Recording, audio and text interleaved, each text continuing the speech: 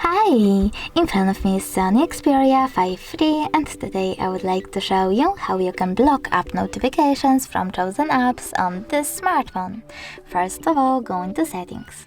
Now choose Apps and Notifications, select Configure Notifications and scroll down.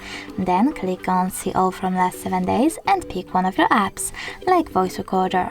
Now when I click on the switcher next to it, all notifications from Recorder are now disabled. You can enable them by clicking at the same switcher, but you can also just click on one of your apps and manage notifications from here.